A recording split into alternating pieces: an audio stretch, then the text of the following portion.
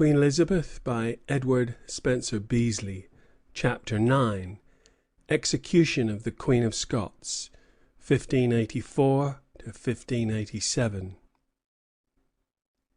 Throgmorton's plot, of which the Queen of Scots was undoubtedly cognisant, though it was not pressed against her, brought home to every one the danger in which Elizabeth stood. 1584. To the Catholic conspiracy, the temptation to take her life was enormous. It was becoming clear that while she lived, the much talked of insurrection would never come off. The large majority of Catholics would have nothing to do with it, still less with foreign invasion. They would obey their lawful sovereign. But if once Elizabeth were dead, by whatever means, their lawful sovereign would be Mary. The rebels would be the Protestants, if they should try to place anyone else on the throne. The Protestants had no organization. They had no candidate for the crown ready. It was to be feared that no great noble would step forward to lead them. Burleigh himself, though longing as much as ever for Mary's head, had, with a prudent eye to all eventualities, contrived some time before to persuade her that he was her well-wisher. Houses of Commons, it is true, had shown themselves strongly and increasingly Protestant, but with the demise of the crown, Parliament, if in being at the time, would be ipso facto dissolved. The Privy Council, in like manner, would cease to have any legal existence. Burleigh, Walsingham, and the other new men of whom it was mostly composed, had no power or weight, except as instruments of the sovereign. Her death would leave them helpless. The country would take its direction not from them, but from the great nobles of large ancestral possessions. Nor could they provide for such an emergency by privately selecting a Protestant successor beforehand, and privately organizing their partisans. It would have been as much as their lives were worth if their mistress had caught them doing anything of the kind. In this dilemma an ingenious plan suggested itself to them. They drew up a bond of association by which the subscribers engaged that if the Queen were murdered, they would never accept as successor any one by whom or for whom such an act should be committed, but would prosecute such persons to death. This was a hypothetical way of excluding Mary and organizing a Protestant resistance to which Elizabeth could make no objection. But the ministers knew that, as a merely voluntary association without parliamentary sanction, it would add little strength or confidence to the Protestant party. It would not even test their numbers, for no Marian ventured to refuse the oath. Mary herself desired to be allowed to take it. The bond was therefore converted into a statute by Parliament, though not without some important alterations. March 1585. It was enacted that if the realm was invaded, or a rebellion instigated, by or for any one pretending a title to the succession, or if the Queen's murder was plotted by any one, or with the privity of any one that pretended title, such pretender, after examination and judgment by an extraordinary commission to be nominated by the Queen, and consisting of at least 24 privy councillors and lords of Parliament assisted by the chief judges, should be excluded from the succession, and that, on proclamation of the sentence and direction by the Queen, all subjects might and should pursue the offender to death. If the Queen were murdered, the lords of the council, at the time of her death, or the majority of them, should join to themselves at least 12 other Lords of Parliament not making title to the crown, and the chief judges; and if, after examination, they should come to the above mentioned conclusion, they should without delay, by all forcible and possible means, prosecute the guilty persons to death, and should have power to raise and use such forces as should in that behalf be needful and convenient, and no subjects should be liable to punishment for anything done according to the tenor of the statute. Here, then, was a legal way provided by which the Protestant ministers might act against Mary if Elizabeth were murdered. They were, in fact, created a provisional government with power to exclude Mary from the throne. Whether they would have the courage or strength to do so remained to be seen, but they would at last have formal law on their side. It had never entered into Mary's plans to wait for Elizabeth's natural death. She therefore read the new act as a sentence of exclusion. Another blow soon fell on her. In 1584, elated by her son's victory over the raiders of Ruthven, and believing that he was willing to recognize her joint sovereignty and cooperate with a Guise invasion, she had scornfully refused the last overtures that Elizabeth ever made to her. She now learnt that he had never intended to accept association with her, and that he had urged Elizabeth not to release her. In the following year he had accepted an annual pension of £4,000, with some grumbling at its amount, and a defensive alliance was at length concluded between the two countries, Mary's name not being mentioned in the treaty, July 1586. As the prospects of the Scottish Queen became darker both in England and her own country, she grew more desperate and reckless. Early in 1586, Walsingham contrived a way of regularly inspecting all her most secret correspondence. He soon discovered that she was encouraging Babington's plot for assassinating Elizabeth. Some of the conspirators, though avowed Catholics, had offices in the royal household. Such was Elizabeth's easy-going confidence. It was hoped that Parma would at the moment of the murder land troops on the east coast. Mendoza, now Spanish ambassador in Paris, warmly encouraged the project. The Scottish Queen was now in the case contemplated by the statute of the previous year, but it required all the urgency of the council to prevail with Elizabeth to have her brought to trial. Elizabeth's whole conduct shows that she would even now have preferred to deal with her rival as she did in the inquiry into the Darnley murder.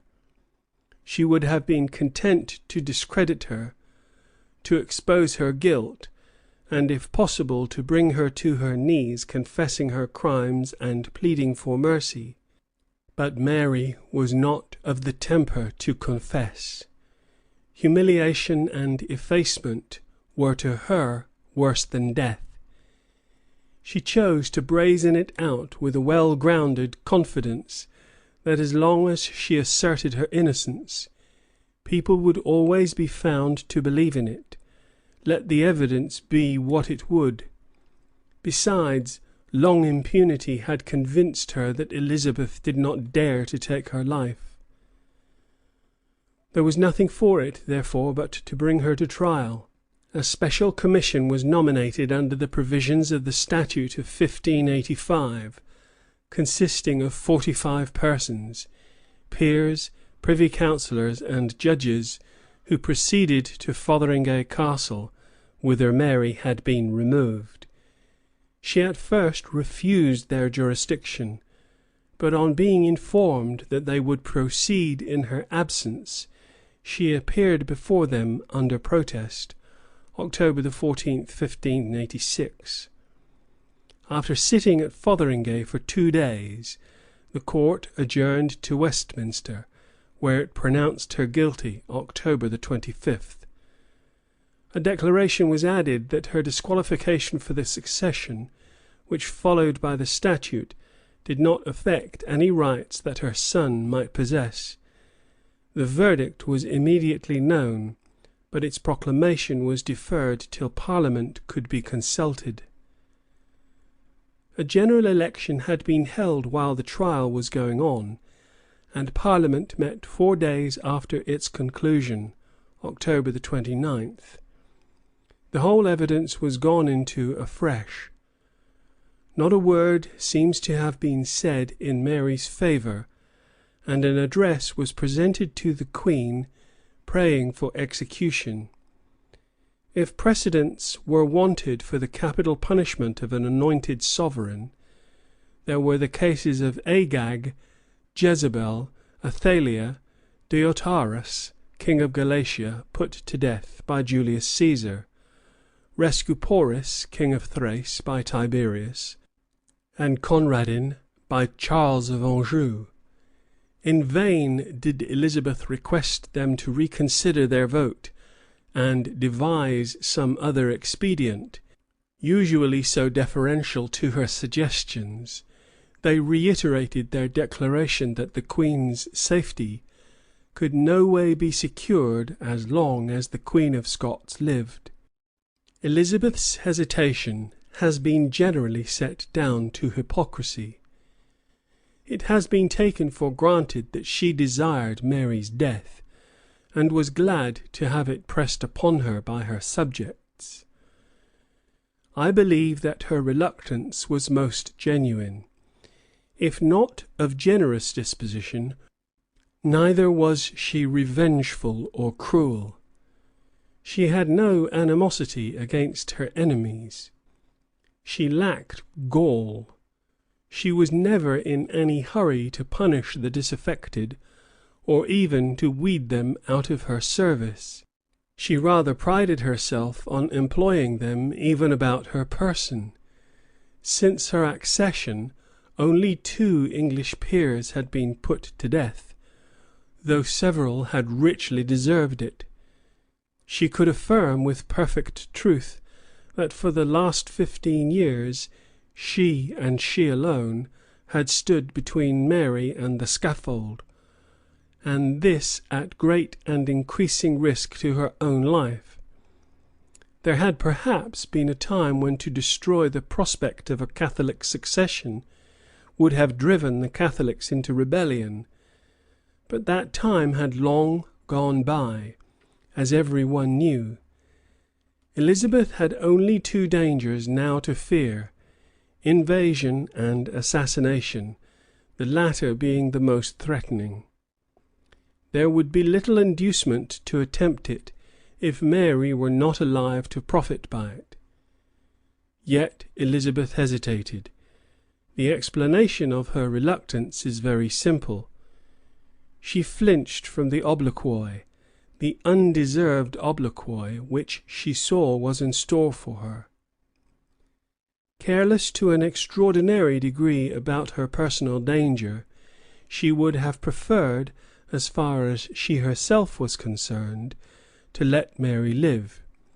It was her ministers and the Protestant party who, for their own interests, were forcing her to shed her cousin's blood, and it seemed to her unfair that the undivided odium should fall, as she foresaw it would fall, on her alone. The suspense continued through December and January. In the meantime it became abundantly clear that no foreign court would interfere actively to save Mary's life. While she had been growing old in captivity, new interests had sprung up. Fresh schemes had been formed in which she had no place. She stood in the way of 6 ambitions. Everybody was weary of her and her wrongs and her pretensions. The Pope had felt less interest of late in a princess whose rights, if established, would pass to a Protestant heir. Philip could not intercede for her, even if he had desired to save her life. He was already at war with England, and if she had known it, not with any intention of supporting her claims. James, by his recent treaty with England, had tacitly treated his mother as an enemy. Her scheme for kidnapping and disinheriting him, found among her papers at Chartley, had been promptly communicated to him. Decency required that he should make a show of remonstrance and menace, but he had every reason to desire her death, and his only thought was to use the opportunity for extorting from Elizabeth a recognition of his title to the English crown and an increase of his pension. He sent the Master of Gray to drive this bargain. The very choice of his envoy, the man who had persuaded him to break with his mother, showed Elizabeth how the land lay, and she did not think it worth her while to bribe him in either way. The Marian nobles blustered and called for war. Not one of them wanted to see Mary back in Scotland or cared what became of her, but they had got an idea that Philip would pay them for a plundering raid into England, and the doubly lucrative prospect was irresistible. James, however, though pretending resentment and really sulky at his rebuff, knew his own interests too well to quarrel with England. What the action of the French king was is less certain.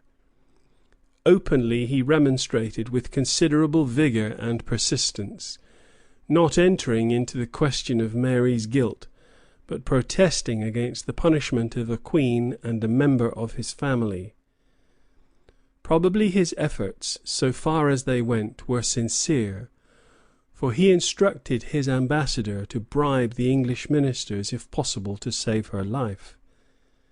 But it was evident that, however offended Henry III might be by the execution of his sister-in-law, he would not be provoked into playing the game of Spain.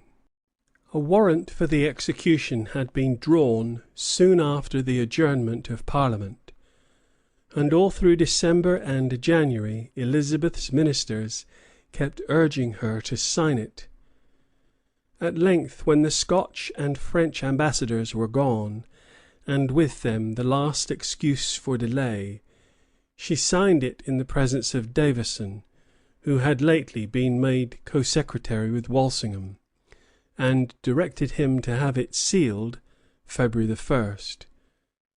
What else passed between them on that occasion must always remain uncertain, because Davison's 4 written statements and his answers at his trial differ in important particulars not only from the Queen's account, but from one another.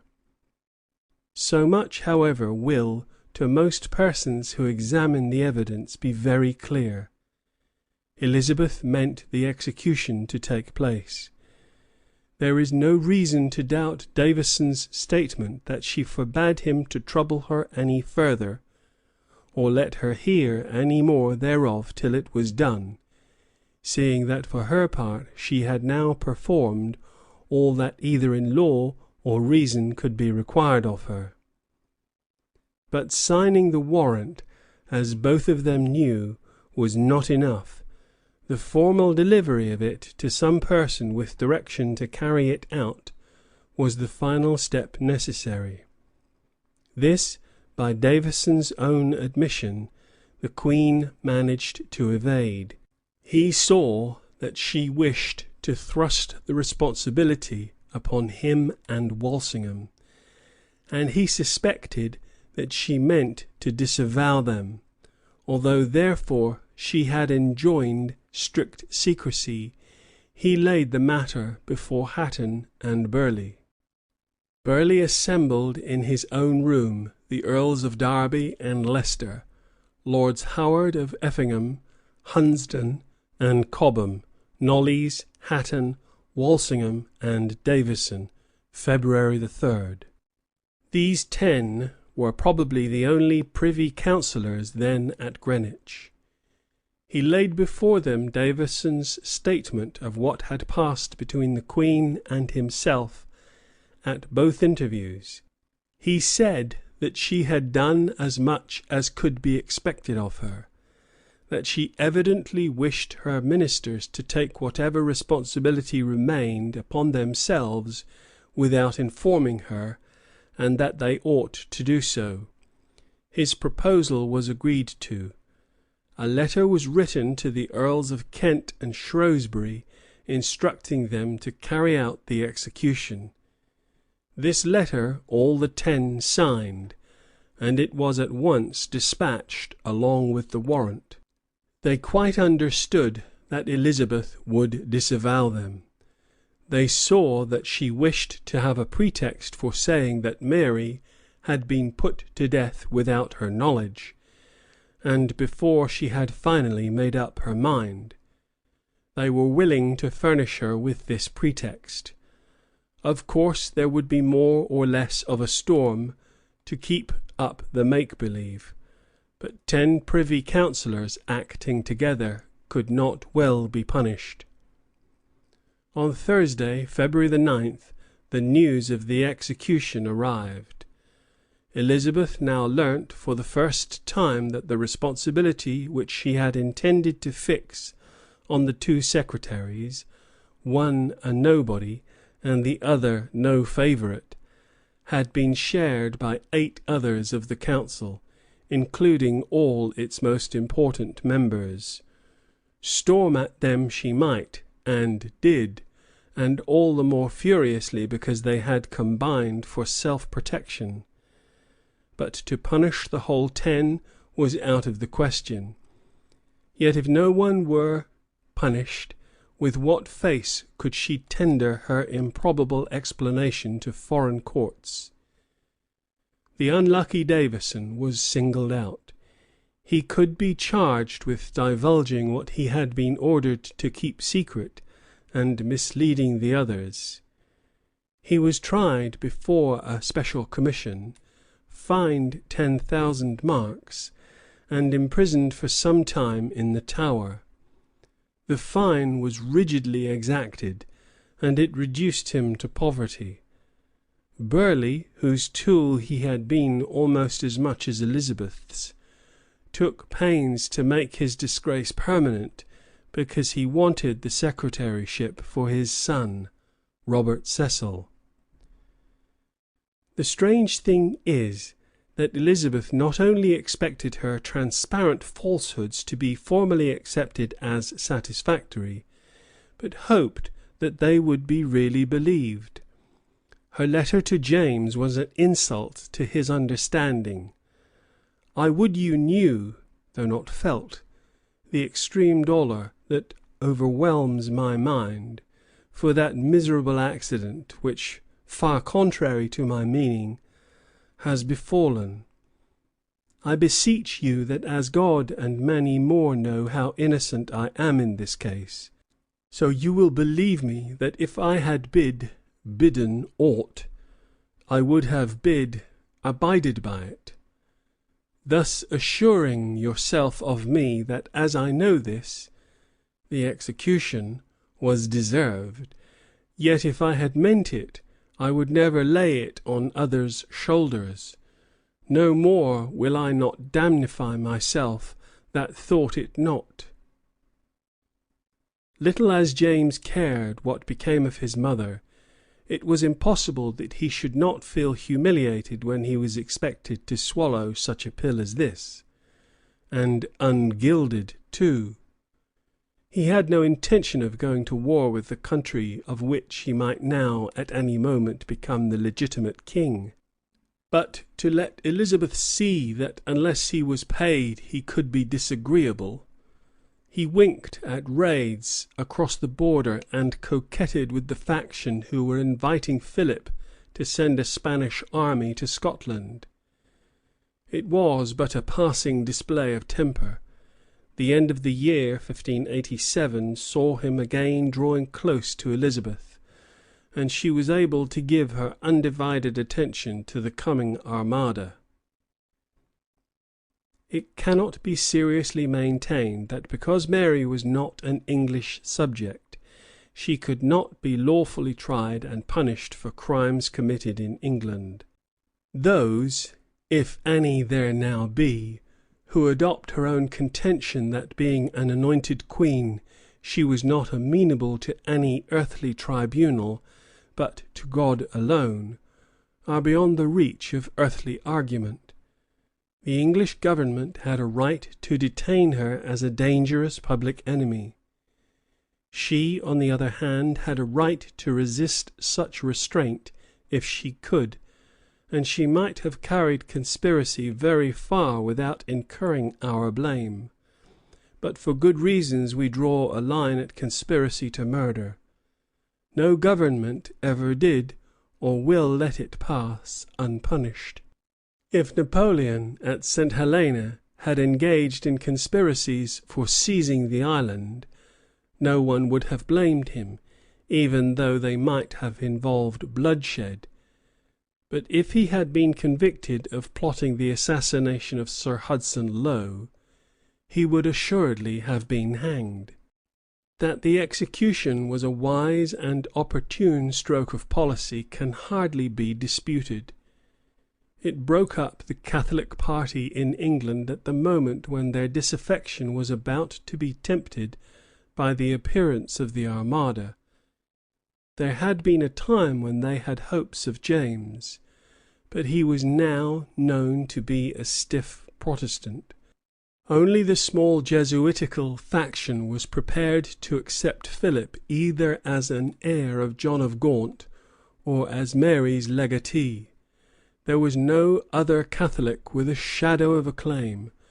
The bulk of the party therefore ceased to look forward to a restoration of the old religion and rallied to the cause of national independence. A note on Paulette's alleged refusal to murder Mary. I have not alluded in the text to the story, generally repeated by historians, that Elizabeth urged Paulette and Drury to murder Mary privately. There is no doubt that after the signature of the warrant, Walsingham and Davison, by Elizabeth's direction, urged Paulette and Drury to put Mary to death, and that they refused. But was it a private murder that was meant, or a public execution without delivery of the warrant? There is nothing in any of Davison's statements inconsistent with the latter and far more probable explanation.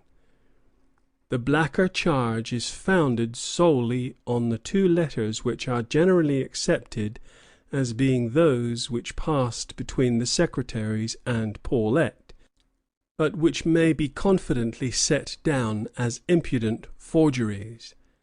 They were first given to the world in 1722 by Dr. George Mackenzie, a violent Marian, who says that a copy of them was sent to him by Mr. Urey of Christ Church, Oxford, and that they had been found among Paulette's papers.